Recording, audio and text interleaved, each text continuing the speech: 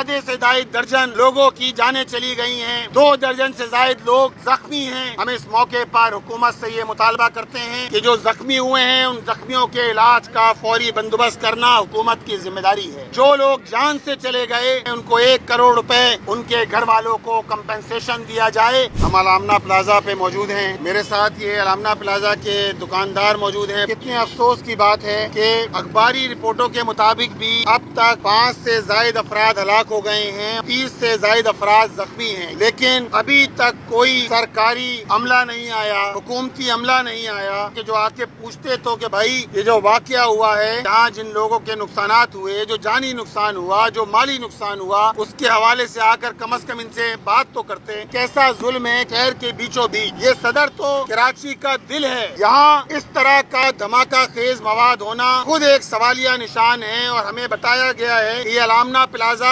जिसमें ग्राउंड +2 ये इमारत है और इसके अंदर ऑफिसेज हैं, यहाँ सर्जिकल इंस्ट्रूमेंट्स की दुकानें हैं, कमो बेश कोई 300 दुकानें और ऑफिस यहाँ हैं। और इस वक्त भी यहाँ टनों की तादाद में बारूद मौजूद है। पीछे गोदाम मौजूद हैं, ऊपर गोदाम मौजूद हैं, यहाँ ट्रक मौजूद हैं जिसके अंदर ये धमाका खेज मवाद है। और ये धमाका खेज मवाद किसकी सरपरस्ती में चल रहा था? ये तो हो ही नहीं सकता कि हुक्मरान इससे लाइल्म हो, वो सारी माफियाज लाइल्म हो कि जो शहर के अंदर इस तरह का धंधा चला रही हैं जिससे लोगों की जानों का जिया हो रहा है। आप बताइए सारे कवानीन क्या बात कहते हैं? 1884 का एक्सप्लोजिव एक्ट बना हुआ है, 1934 का एक्ट मौजूद है जिसके तहत ये बात कही गई है किसी भी रिहायशी इलाके में, किसी भी कमर्शियल इलाके में इस तरह की एक्टिविटीज की, इस तरह की सरगर्मी की मुकम्मल पाबंदी है। दूसरी बात यह है कि इस एक्ट के तहत 1934 के एक्ट के तहत जो आज भी पाकिस्तान में लागू है, इसके मुताबिक कोई भी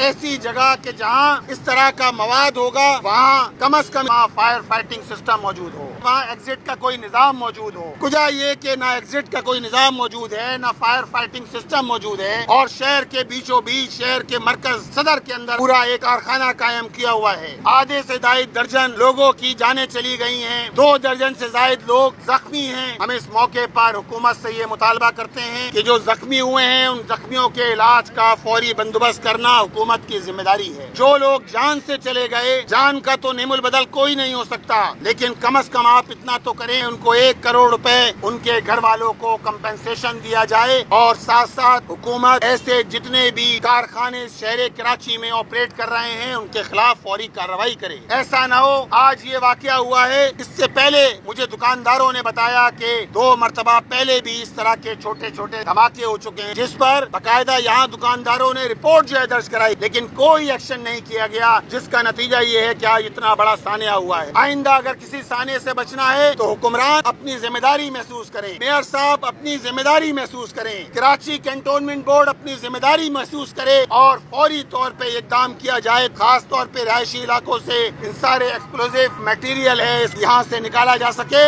और लोगों की जानों का तहफ़्फ़ुज़ हो सके और आइंदा होने वाले किसी भी वाक़े से बचा जा सके।